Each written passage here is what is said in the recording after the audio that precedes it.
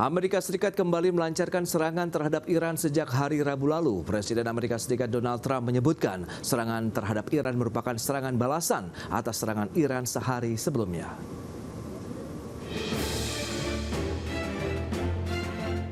Amerika Serikat menggempur 170 target di Iran dalam 2 hari usai Presiden Donald Trump secara sepihak mengklaim nota kesepahaman yang sudah diteken kedua negara berakhir pada hari Rabu lalu. Militer Amerika Serikat menyatakan telah menghantam sekitar 90 target militer di Iran hingga Kamis kemarin. Serangan ini terjadi usai militer Amerika Serikat menghantam 80 target pada malam sebelumnya, sehingga jika diakumulasikan total target pasukan negeri pemansa mencapai 170. Presiden Amerika Serikat Donald Trump menyebut serangan terhadap Iran merupakan serangan balasan atas serangan Iran sehari sebelumnya. Menurut Trump, serangan yang dilakukan Iran membuat Amerika Serikat meragukan komitmen Iran untuk mengakhiri perang. And we did it last night. They did a little something today, but it was really retribution for last night. They hit actually 3 boats, not 2. And when they hit, we hit back much harder. They called a little while ago. They want to make a deal so badly. I just don't know if they're worthy of making a deal. I don't know that they're going to honor the deal. That's the problem. Konfrontasi terbaru ini merupakan pelanggaran paling serius terhadap nota kesepahaman yang sebelumnya disepakati kedua negara. Meski demikian, kedua pihak diperkirakan belum menginginkan perang terbuka dalam waktu dekat.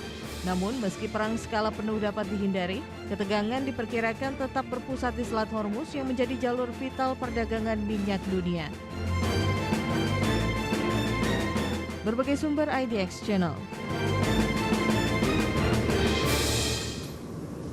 Ya, pemirsa, untuk membahas tema kita kali ini, perang Amerika dan Iran kembali pecah, ketahanan energi nasional terancam. Kita sudah tersambung melalui Zoom bersama dengan Mas Mausi Rizal, Ketua Komite Investasi dari Asosiasi Perusahaan Minyak dan Gas Nasional atau Aspermigas. Kemudian juga sudah bergabung Profesor Susi Sudarman, Ketua Pusat Studi Amerika Serikat Universitas Indonesia. Langsung saja kita sapa ini. Halo Mas Mausi, apa kabar?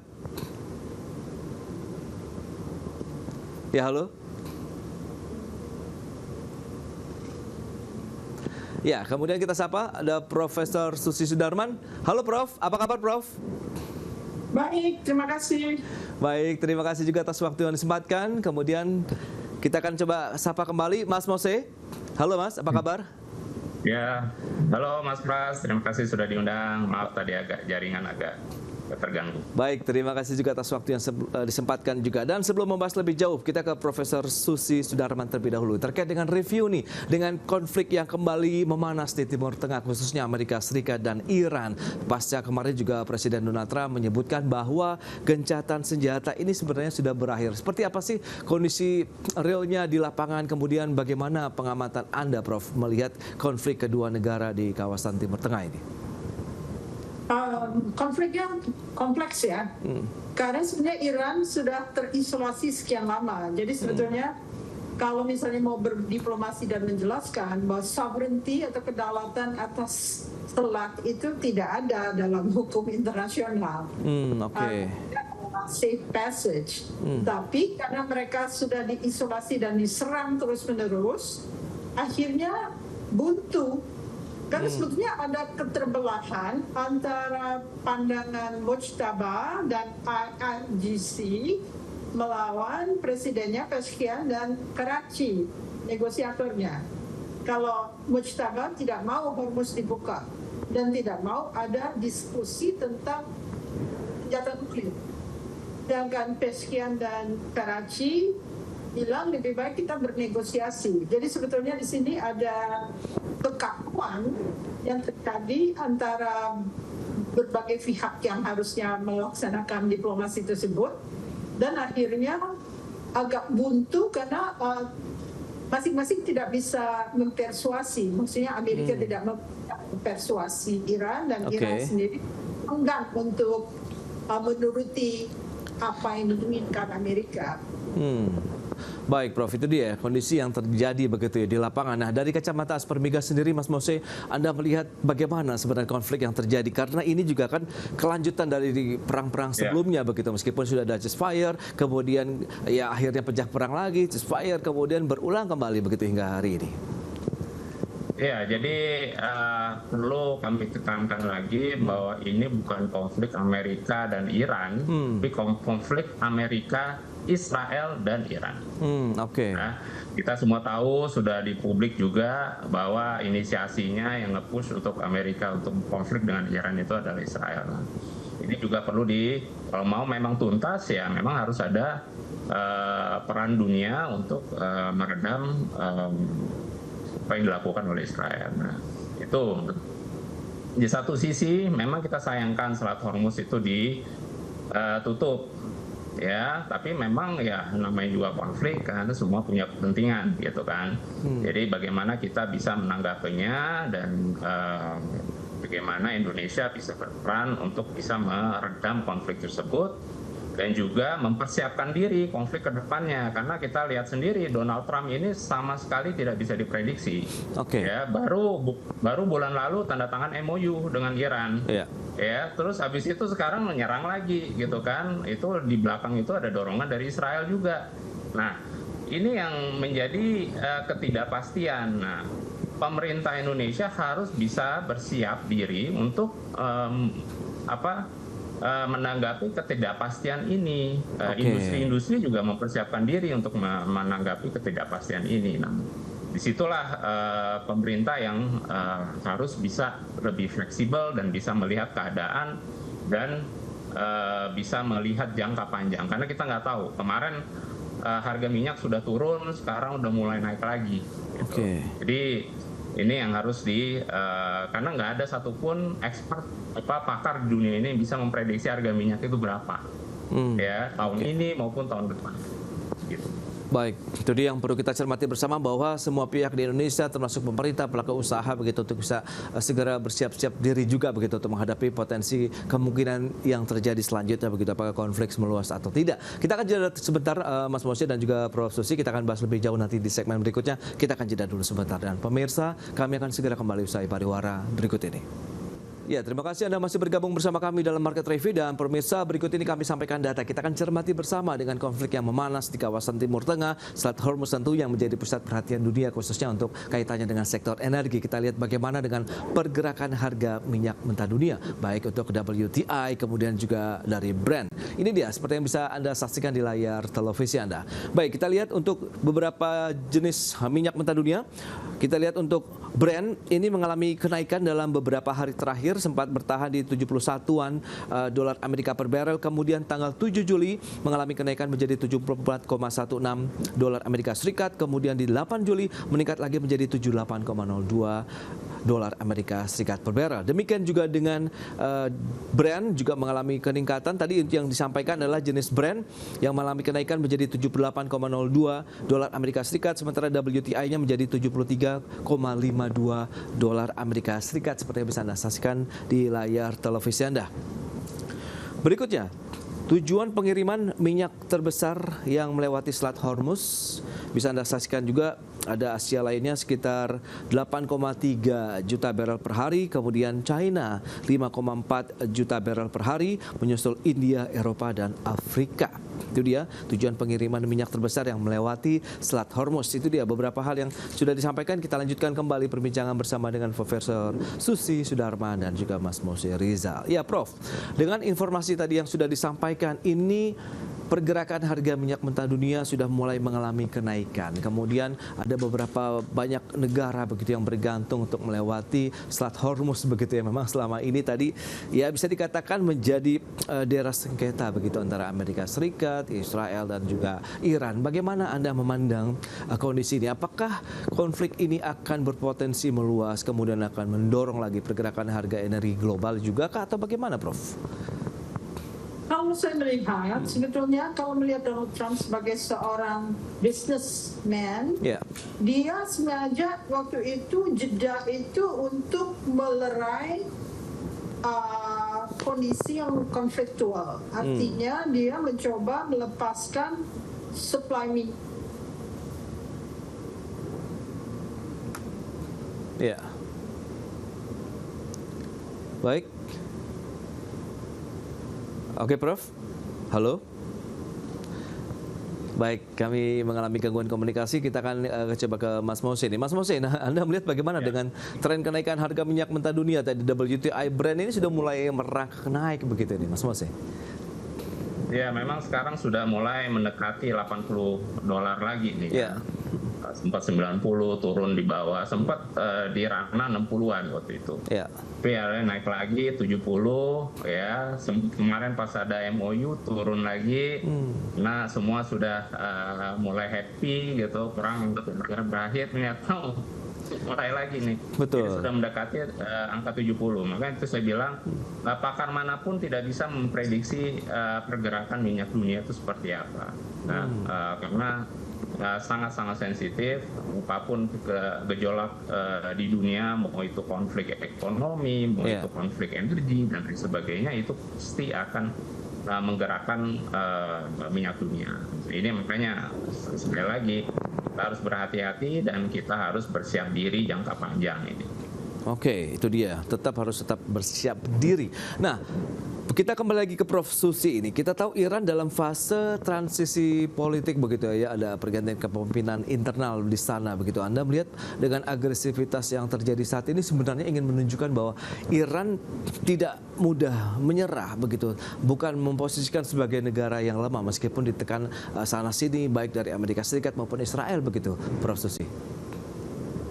Memang Iran tidak pernah menyerah atas tantangan yang dihadapinya. Namun masalahnya kan Israel tidak terkontrol oleh lembaga manapun di dunia. Sudah kelakuannya itu tidak lazim ya. Tapi tidak satu negara pun yang berani menyatakan sesuatu terhadap perilaku Netanyahu.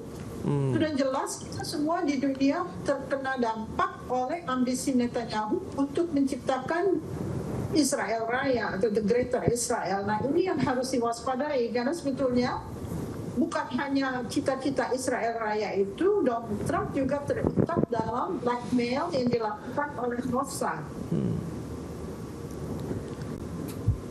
Baik, tapi adakah potensi untuk mereka kembali lagi ke meja perundingan ini, Prof?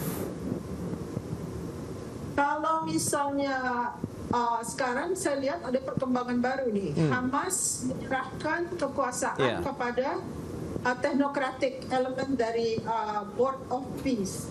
Nah, misalnya itu terjadi, mungkin Israel agak menghitung, tapi apakah Israel bisa 100% percaya bahwa Hamas sudah tidak lagi ingin memerintah Gaza?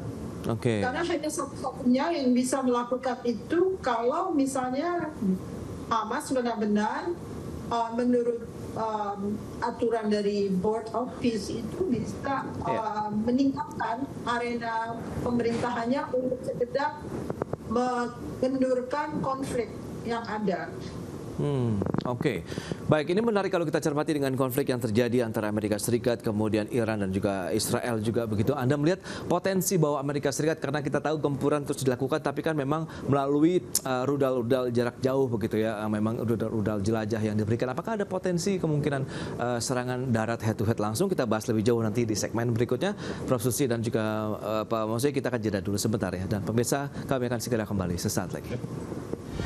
Anda masih menyaksikan Market Review dan kita akan lanjutkan kembali perbincangan bersama dengan Mas Mohsin Rizal, Ketua Komite Investasi Aerospace Migas. Kemudian juga ada Profesor Susi Sudarman, beliau adalah Ketua Pusat Studi Amerika Universitas Indonesia. Nah, Prof. Susi, kalau memang potensi ataupun eskalasi ini kembali memanas begitu, tapi kan memang masyarakat masih menunggu apakah benar-benar akan terjadi serangan darat ataupun head to head langsung di lapangan antara Amerika Serikat, Israel maupun dengan Iran begitu, Prof. Perang darat nggak mungkin lah. Amerika tidak akan mengorbankan darat dengan menurunkan pasukannya. Yang akan terjadi adalah ditekan sedemikian rupa agar Hamas akan menyerahkan diri, menyerahkan kekuasaannya untuk memerintah Gaza, dan mungkin dari situ bisa mulai lagi untuk meyakinkan Israel agar tidak mengganggu proses diplomasi. Tetapi membutuhkan pertemuan antara Amerika Serikat, Pakistan, Qatar, dan Egypt untuk bisa menekan masalah diplomasi ini menjadi prioritas. Karena ini kepentingan dunia, bukan hanya kepentingan Iran, Israel, atau Amerika Serikat. Ini kita sudah mendekati global recession ya, depression malah. Kalau oke. ini berlanjut, tentunya akan banyak yang dirugikan di seluruh dunia dan itu harus kita hindarkan. Mungkin Indonesia bisa membantu dengan mendorong diplomasi lebih lanjut agar terwujud bahwa pertemuan dengan Pakistan, Qatar, Egypt dan Amerika Serikat, Oke. juga Iran untuk meyakinkan bahwa kedaulatan selat itu tidak ada dalam hukum internasional. Masalahnya kan isolasi dari Iran itu telah menyulitkan untuk Iran diajak berbicara karena selama ini selalu diserang habis-habisan. Jadi Mujtaba menganggap selat itu lebih kuat daripada memiliki senjata nuklir. Oke, Karena seluruh iya, dunia iya. akan tergantung pada selat Hormuz. Itu menjadi salah satu senjata yang mungkin satu-satunya yang dimiliki begitu ya oleh Iran ya untuk bisa memberikan dia. status yang cukup kuat begitu. Baik, itu dia dengan konflik yang terkini begitu. Nah, lantas Mas Mose, sejauh mana bahwa pergerakan harga minyak mentah dunia tadi berdampak juga kah nanti terhadap mungkin struktur biaya operasional begitu industri hulu migas di Indonesia, kemudian bagaimana dengan potensinya kenaikan dengan bahan bakar minyak kita begitu? Jadi memang kita ini sudah net importer, ya net importer dari minyak mentahnya, ya net importer juga BBM-nya. Nah, jadi dampaknya itu luar biasa, terutama ke APBN. Jadi itu yang mesti diperhatikan oleh pemerintah kita. Kita tuh harus bersiap diri. Sejak awal perang Iran sudah saya sampaikan bahwa melemahnya ekonomi kita itu bukan gara-gara perang Iran. Tahun lalu pun rupiah itu sudah melemah. Ya. Cuma karena Amerika US dollar juga melemah sehingga tutupi kelemahannya. Sehingga kebongkar baru setelah US dollar itu menguat, terus ada perang Iran baru itu mulai. Nah, ini yang dikhawatirkan dan memang terjadi ya. Nah, saya juga sudah sampaikan bahwa kenaikan BBM itu memang harus ada. Sejak awal perang Iran pemerintah harus bisa fleksibel untuk menaikkan harga BBM, maaf aja ya, tapi untuk yang non subsidi, memang. Ya. Karena memang ada alasannya ya, kita semua mengalami kan. Nah, tapi ditahan-tahan akhirnya itu akan mempengaruhi juga APBN kita akhirnya ya, karena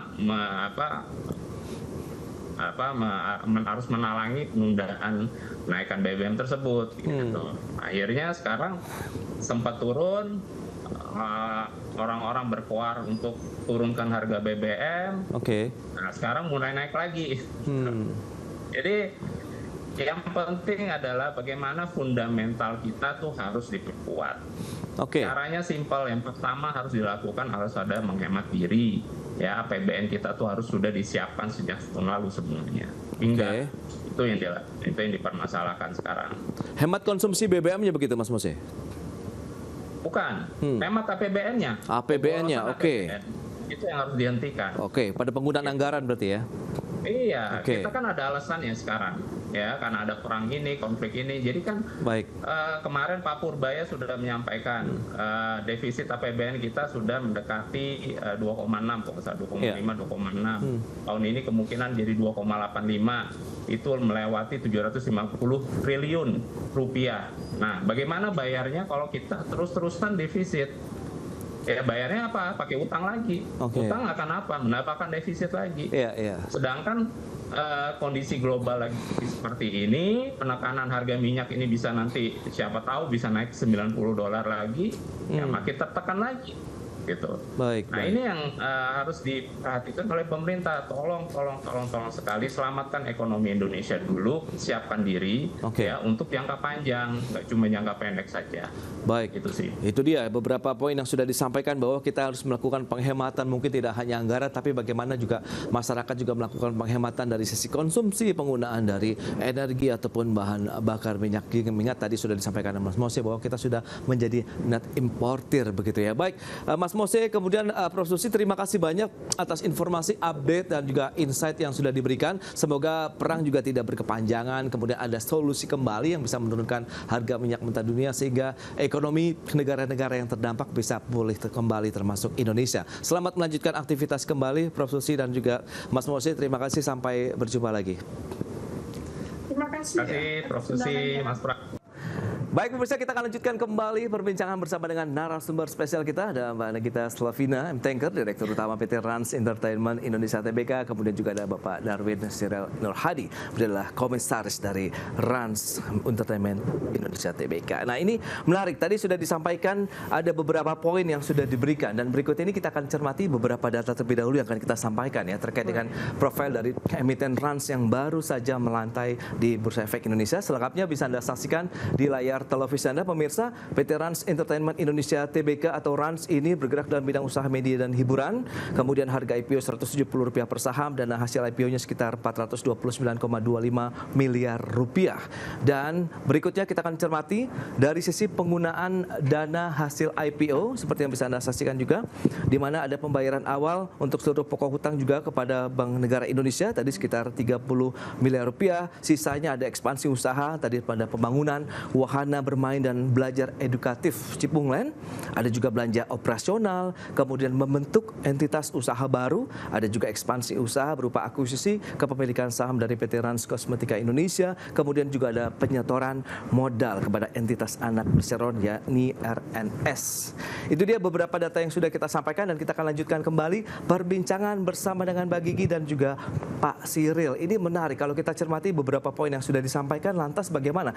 Mengingat perusahaan ini adalah perusahaan yang berawal dari industri kreatif dan digital nih Mbak Gigi dan juga Pak Cyril ya. Lantas bagaimana Perseron melihat peluang pertumbuhan dari sektor media hiburan ke depan itu akan seperti apa? Saya rasa ini kayaknya baru awal gitu ya, bahwa memang kita tuh berada di sektor yang akan terus bertumbuh, yang mungkin belum sampai pada puncaknya gitu. Baik. Karena kalau kita lihat konten-konten lokal ini juga kayak film lokal makin digilai, makin disukai. Terus event experience ekonomi juga bertumbuh. Kalau kita lihat sekarang juga terutama Gen Z itu spendingnya udah terhadap experience gitu. Mereka lebih suka jalan-jalan gitu. Beda kalau kita zaman muda ya. Kayaknya kayaknya suatu gimana caranya beli rumah gitu. Betul. Kan. Tapi kayaknya ngelihat Gen Z sekarang itu kayaknya lebih terbuka sama hal-hal yang berbasis experience buat healing gitu. Ditambah lagi ya itu dia gitu, konten-konten tersebut kita yakin bisa berubah menjadi sebuah transaksi ke depannya gitu dengan IP. Itu dia yang sejalan dengan use of proceed kita gitu, bahwa memang contohnya Cipunglen itu Mas, jadi awalnya memang dari anak saya yang nomor 2 gitu. Itu tuh semua tuh mengalir begitu saja. Itu nama panggilan awalnya. Dari nama panggilan itu Cipung menjadi sebuah animasi. Animasinya alhamdulillah itu kita pernah sampai di share 20% di Mentari TV pada waktu itu. Karena kita percaya ini anak nih kan gak akan bayi terus gitu kan. Gak akan lucu terus. Suatu saat dia akan tumbuh besar, belum tentu dia juga mau berkecimpung di dunia ini gitu kan. Lalu abis itu kita berpikir lagi kayaknya bisa juga kita jadikan snack. That's why kita punya si RNS itu. Jadi kita menjadikan itu menjadi FMCG, menjadi produk. Lalu kita juga berpikir kayaknya kita boleh deh coba bikin event. Makanya kita bikin event namanya Cipunglen. Ratusan ribu orang datang di beberapa kota gitu, karena kita percaya kayaknya ini memang ya itu experience best event tuh luar biasa gitu ya di Indonesia ini. Jadi kita coba bikin eventnya. Sampai akhirnya apalagi nih supaya bisa jadi lebih sustain lagi ke depannya. Yaitu playground gitu. Jadi itu memang bagaimana itu kita percaya kita itu fokusnya sekarang terhadap kreativitas menjadi sebuah sesuatu yang bisa dimonetisasi. Itu dia. Sebuah contoh sih. Itu dia. Dari sebuah kreativitas akhirnya menjadi recurring income, ini yang paling penting begitu ya Pak Cyril. Lantas bagaimana kalau kita bicara mengenai iklim, kemudian perdagangan dan juga persaingan bisnis lah dari usaha media dan hiburan kan seperti yang sudah Mbak Gigi sampaikan sebenarnya cukup ketat juga begitu. Ya, jadi bisnis itu tentu ada persaingan. Oke. Tentu ada beberapa yang nggak ada persaingan gitu ya. Tapi bisnis di hiburan itu jelas persaingannya besar. Nah, bahkan kalau kita lihat sosial media itu seseorang aja bisa bikin 15 detik satu cerita atau katakanlah kesan yang bisa menjadi followernya banyak. Pertanyaannya berapa lama itu? Mungkin seminggu, 2 minggu selesai. Nah, tadi yang Mbak Gigi sudah sampaikan, dua pendiri Rans ini memahami bahwa tidak bisa sustain semuanya. Bahkan tadi katakanlah Cipung itu panggilan anak kedua yang tidak hanya bayi usia 3 bulan, 6 bulan, 9 bulan terus kan. Satu saat balita, 2 tahun, 5 tahun, dan segmen pasar di situ berbeda. Nah, perbedaan itu yang harus selalu dilihat, ternyata ada segmen pasar lain yang bisa berkembang. Maka ada jadi playground. Nah, bahkan ceritanya bisa jadi pendidikan. Nah, itu salah satu alokasi dana untuk IPO tadi. IPO penggunaannya ke sana, Cipung Land. Tidak hanya itu, kemudian apa dong? Event-event pentas, ya, pentas yang mengundang artis-artis baik lokal maupun internasional. Itu hampir 38% dana dari 430 miliar itu dialokasikan ke situ untuk masa 3 tahun. Nah, kenapa? Karena melihat tadi itu dunia bisa berubah, segmen pasar berubah, musik jenisnya juga berubah seleranya. Nah, ini yang harus diikuti oleh tentu karena artis backgroundnya, dunia hiburan udah sehari-hari lah gitu ya. Betul, Pak. Setiap kali kita lihat tiba-tiba ditelepon artisnya itu begitu sibuk gitu ya. Nah, itu katakanlah pentasnya. Itu kedua. Ketiga, itu tadi bicara masalah artificial intelligence. Sekarang digital tidak bisa lepas dari artificial intelligence. Perkembangannya begitu pesat. Walaupun kita saat ini melihat artificial intelligence belum menggantikan, tetapi melengkapi apa kreativitas yang dibangun. Menjadi suatu segmen pasar yang bisa lebih jitu. Nah, itu juga ada alokasi ke artificial intelligence. Berikut tadi disebut misalnya RNS ya, Rans Nikmat Sejahtera. Nah, itu ada satu produk makanan yang memang kita lihat bahwa satu branding, kalau kita lihat ada produk yang brandingnya punya nilai tertentu, sebenarnya ongkos produksinya nggak mahal, tapi brandingnya sebenarnya mahal. Tadi itu karena followernya banyak, menjadi lihat, oh ini brandingnya ini. Nah, itu yang cerita-cerita tadi menjadi pelengkap turunan dari kreativitas tadi sebagai produk. Terakhir tadi salah satu penggunaan dana IPO-nya adalah beauty. Nah, karena Mbak Gita ini tentu sebagai wanita wangi, cantik, skincare itu penting. Nah, salah satu brand yang akan dipakai untuk akuisisi bukan milik Rans, tapi hanya brandingnya ke brand memakai nama Bu Nagita. Slavina. Makanya brandingnya Slavina. Itu yang akan dibeli untuk diperkuat dalam pertumbuhannya. Nah, kita melihat diversifikasi ini variatif dari tidak hanya tergantung pada individu itu menjadi satu organisasi platform yang bisa tumbuh sustain. Tujuan itu. Boleh aku tambahin sedikit soal persaingan. Tapi memang ini salah satu yang kita usung dari awal gitu ya, Pak Mas. Yaitu kolaborasi. Kita percaya betul. Hari gini kalau nggak kolaborasi tuh betul. Sulit lah gitu, terutama di dunia hiburan. Dan ternyata nggak cuma di dunia hiburan, di dunia produk konsumen pun juga bisa ternyata gitu, bisa dilakukan.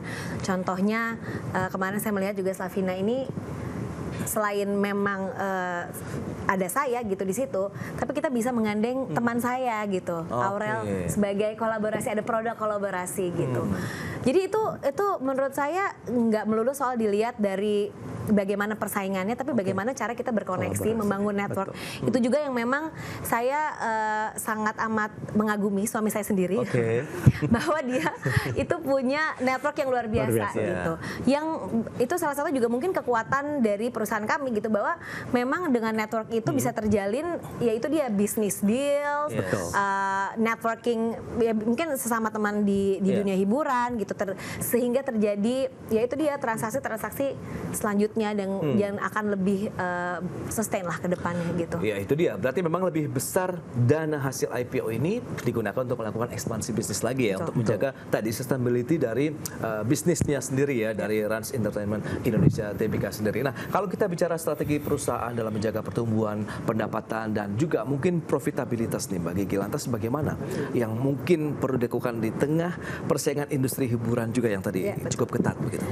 Ya pasti kayaknya kata kuncinya itu sustainability gitu. Yang kita kejar itu ya pastilah, siapa sih yang nggak mau revenue yang besar gitu kan. Betul. Semuanya lah gitu. Kita membuat prospektus itu kan sedemikian rupa apa yang bisa dipertanggungjawabkan gitu kan.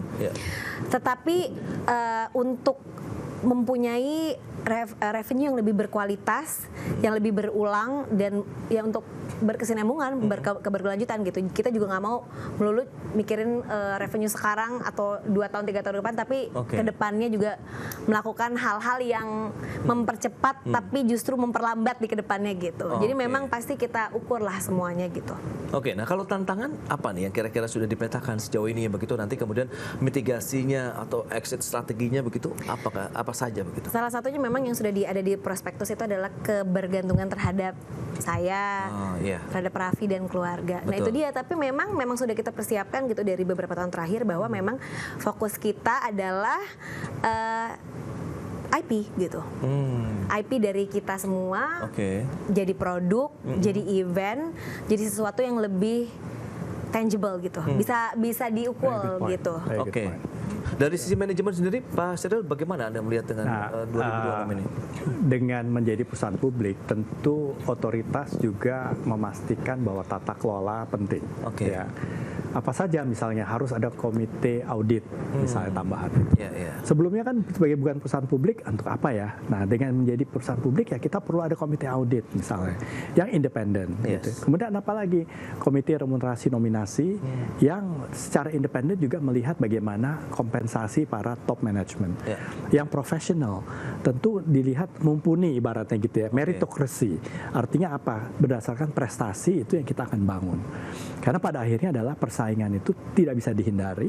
Tapi yang penting adalah deliverables. Apa artinya? Hasil prestasi kerja yang kita harus sajikan dengan bertahap sesuai tadi itu rencana kita mau kemana. Ada 5 pilar besar misalnya. Ada yang katakanlah kaitan dengan IP, branding, intellectual property rights. Itu bagaimana prosesnya. Manajemen prosesnya seperti apa. Kalau ada pentas ambil contoh. Pentas itu bisa 3 hari dan persiapan 3 hari itu tentu ada titik awal, menghubungi artisnya, izin dan seterusnya sampai selesai. Dan kalau 1 tahun misalnya bikin 1 pentas, bisa nggak bikin pentas itu 5 pentas yang berbeda di kota yang berbeda dengan profitabilitas margin yang juga baik. Itu perlu profesionalisme, proses kerja yang terukur. Nah itu dari kacamata manajemen yang membangun organisasi supaya bisa sustain. Nah tadi waktu pagi hari ada pembicaraan pendiri kita Pak Raffi Ahmad bilang Walt Disney itu udah puluhan ratusan tahun udah yang pendirinya udah nggak ada, tapi organisasinya masih ada. Nah aspirasi itu yang saya rasa menjadi tanggung jawab manajemen kita untuk bisa mendeliver hal itu secara bertahap tentu ya. Itu saja.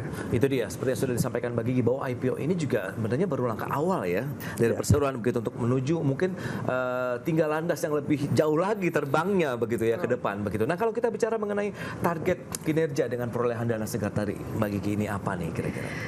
Kayaknya kurang elok kalau kita over promise ya. Yang bisa kita pastikan adalah pasti fokus kita dalam menjalankan IPO ini gitu. Dana ini tuh dipertanggungjawabkan dengan baik dan benar, dengan disiplin, dan pastinya gimana caranya ini supaya terus bertumbuh, bukan tumbuh yang sesaat gitu, terus stunting gitu ya, jangan sampai nauzubillah supaya bertumbuhnya terus menerus gitu. Memang pastinya growth itulah yang menurut saya tuh yang paling penting gitu. Bagaimana ya memang arus kas, pendapatan itu penting. Tapi buat kami ya ini kan baru unyu-unyu ya, baru awal gitu. Jadi saya rasa ya pertumbuhan yang baik dan benar yang sesuai dengan apa yang memang diharuskan gitu, sesuai dengan aturan itu penting juga gitu. Oke, lantas keunggulan kompetitif apa yang akhirnya bisa kita tawarkan juga nih kepada para investor yang sudah memendamkan dana mereka begitu di Rans?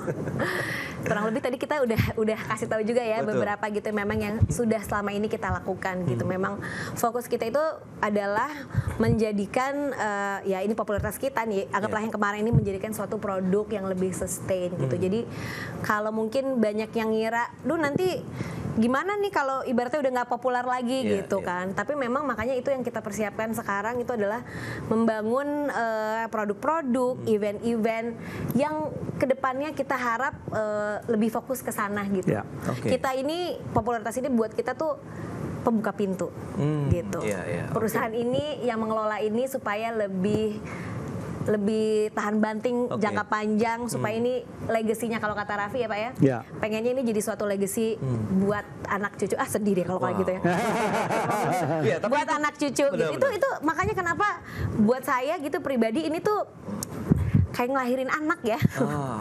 Betul, gitu karena ini benar-benar itu persis betul. Ini persis ya Pak ya. Gitu kayak benar-benar ya karena sebagai direktur tapi kan ini sebuah benar-benar yang kita bikin gitu berdua saya dan suami gitu.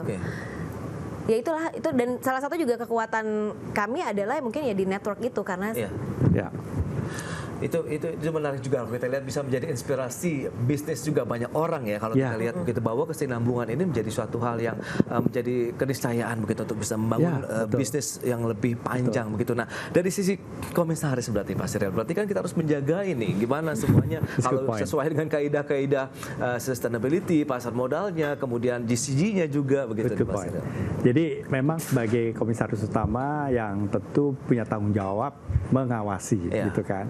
Tentu mengawasi itu cukup harus peka terhadap tadi itu misalnya jasa apa dan banyak kita harus mengajukan pertanyaan pada eksekutif apakah jasa ini sustain, apa indikatornya. Nah ini harus tadi dibantu dengan artificial intelligence, dengan response. Apa yang membuat daya saing utama? Hari ini ada 155 juta followers. Itu kan aset. Aset yang betul-betul penting untuk menumbuhkan Rans. Tapi tidak cukup. Nah, tidak cukup maka perlu turunan produknya. Tadi Mbak Gigi mengatakan, kita juga harus kolaborasi bermitra. Dan kita harus tahu keterbatasan kita di mana. Nah, itu profesionalisme. Di mana pertanyaan bahwa, hey, kita bisa nggak bangun ini? Bisa sampai kapan? Sampai segini. Bermitra di mana? Bisa nggak lebih pesat? Kan pertanyaan itu yang harus kita ajukan. Dan membuat open management terbuka pada profesional, menjadikan Rans dari sini ke sana. Apa sih sasarannya? Tadi tumbuh. Kenapa ingin tumbuh? Investor ingin satu prospek harapan tumbuh. Setuju. Cuan akhirnya. Berkah. Mohon doanya aja. Mohon doanya aja. Ini udah kita lihat menjadi satu tim yang solid begitu ya kalau dari hasil perbincangan baik dari Pak Cyril maupun Mbak Gigi. Lantas optimisme perseroan ini yang akan membangun optimisme juga investor. Bagaimana Anda melihat ke depannya Mbak Gigi? Saya rasa itu bisa dibangun dengan kepercayaan dan kepercayaan itu tuh nggak sebentar gitu ya membangunnya. Itu dia balik lagi dengan mengikuti semua aturan-aturan gitu. Good corporate governance. Itu penting banget buat kami apalagi yang masih baru kayak gini bagaimana kita memastikan semua sesuai dengan aturan keterbukaan ya segala-galanya lah ya Pak ya gitu bahwa memang dengan menaati itu saya rasa dengan dan juga dengan growth yang baik gitu tetap lagi bottom line juga baik gitu saya rasa percaya itu tuh akan tumbuh gitu di masyarakat untuk perusahaan ini ya nggak melulu soal saya dan Raffi ya gitu. Itu dia trust yang menjadi penting sekali begitu kalau kita bicara mengenai industri di pasar modal yang mungkin Pak Cyril bisa menjelaskan terkait dengan trust ini yang benar-benar harus dijaga begitu untuk menjamin kelangsungan usaha nih Pak Cyril. Silakan. Jadi memang kepercayaan itu kan perlu waktu untuk ditonjolkan atau diberikan ya. Dimulai dari tadi itu katakanlah ikut aturan penting tapi nggak cukup. Nah, sehingga hasil akhir itu merupakan sebab kita mau berbuat baik, hasilnya baik insya Allah gitu kan. Nah, ini yang kita siapkan sekarang. Jadi tadi tata kelolanya, komitenya, tim manajemennya, di lapangan seperti apa, rutinitas rapat, keputusan yang diambil, melihat banyak hubungannya yang ada tadi Raffi dengan Mbak Gigi, hubungannya banyak sekali. Betul. Dan prospek untuk bisnis itu sekaligus banyak. Pertanyaannya, ini cocok nggak buat Rans? Ya kan? Itu jadi selalu kita kembali kepada hitahnya Rans mengapa IPO. Oke, kembali ke sini. Diversifikasinya seperti apa? Profitability-nya seperti apa? Nah, itu yang harus dibahas di dalam Dewan Komisaris dan juga direksi dibantu komite. Nah, ini tatanan aturannya udah ada, tinggal practicing dari GCG, Good Corporate Governance-nya seperti apa. Mungkin itu yang menjadi tantangan bagi setiap perusahaan. Dan itu tergantung pada leaders, dan tidak cukup leaders, tapi founders. Dan sini Mbak Gigi dan Kak Raffi juga akan penting berperan di sini. Ya, akhirnya nanti GCG itu akan menjadi nafas setiap insan begitu ya, ada di Rans Entertainment Indonesia Tbk. Baik, Mbak Gigi, kemudian Pak Cyril, terima kasih banyak nih atas informasi update dan juga insight yang sudah diberikan kepada pemirsa IDX pada hari ini. Sukses ya hari ini sudah lantai di Bursa Efek Indonesia. Baik pemirsa, 1 jam sudah saya menemani Anda dalam Market Review, dan ikuti terus beragam informasi pilihan hanya di IDX Channel TV Bisnis nomor 1 di Indonesia. Saya Prasetyo Wibowo beserta seluruh kerabat kerja yang bertugas pamit undur diri. Terima kasih, sampai jumpa.